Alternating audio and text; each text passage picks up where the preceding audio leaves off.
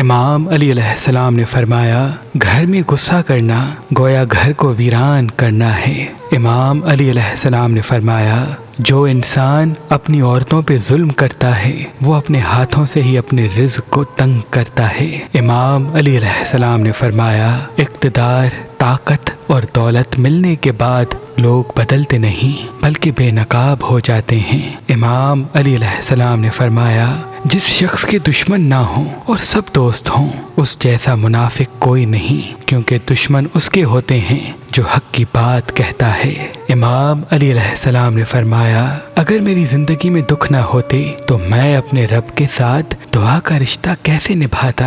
امام علی علیہ السلام نے فرمایا، رزق سخاوت میں پوشیدہ ہے، لوگ اسے محنت میں تلاش کرتے ہیں۔ امام علی علیہ السلام نے فرمایا، جس آدمی کی زبان خراب ہو جاتی ہے تو اس کا نصیب بھی خراب ہونا شروع ہو جاتا ہے۔